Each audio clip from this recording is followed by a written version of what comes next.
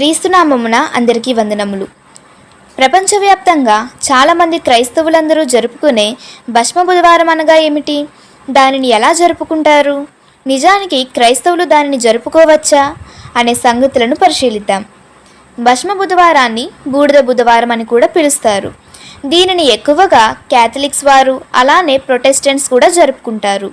ఈ భస్మ బుధవారం ప్రతి సంవత్సరం ఒకే తేదీలో రాదు, వేరే వేరే తేదీలలో వచ్చే అవకాశం ఉంది. ఎందుకంటే ఈ భస్మ బుధవారం ఈస్టర్ వచ్చే తేదీపైనే ఆధారపడి ఉంటుంది. ఎందుకంటే ఈస్టర్కి 46 రోజుల ముందు వచ్చే బుధవారాన్నే భస్మ బుధవారంగా భావిస్తారు.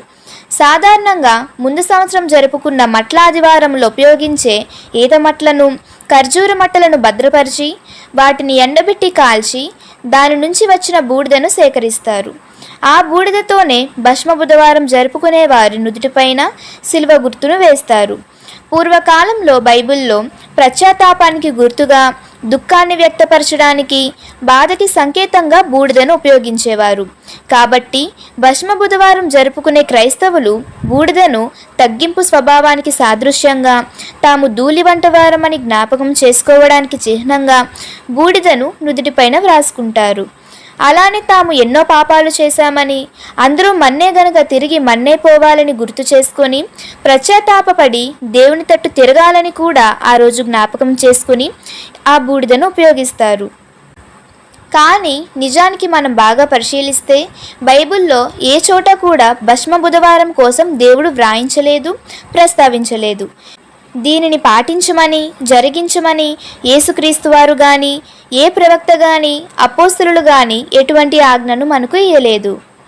ఇది కేవలం కల్పించుకొని పాటిస్తున్న ఆచారమే. కాలక్రమేణా ఇది క్రైస్తవ్యంలో చేర్చబడింది. దీనిని చాలామంది పాటించడం ప్రారంభించారు.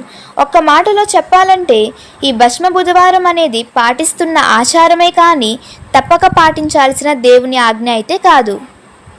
వాస్తవం మాట్లాడాలంటే కేవలం భస్మ బుధవారం రోజు మాత్రమే మనం దేవుని తట్టు తిరిగి మన పాపాల నిమిత్తం పశ్చాత్తాపపడి మనం తిరిగి మంటికి చేరుకోవలసిన వారమని జ్ఞాపకం చేసుకోవడం కాదు కానీ ప్రతిదినం మనం దేవునితో అంటుకట్టబడి ఉండి మన స్థితిని జ్ఞాపకం చేసుకోవాలి.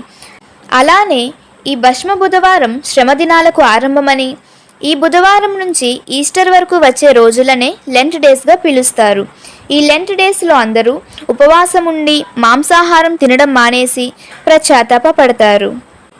కానీ బైబిల్లో యెషయా గ్రంథం 58వ అధ్యాయం 5వ వచనంలో మనం చూసుకున్నట్లయితే, ఒకడు జమ్ము వలె తల వంచుకొని గోనె పట్ట కట్టుకొని బూడిద పరుచుకొని కూర్చుండుట ఉపవాసమా అని దేవుడు వ్రాయించాడు.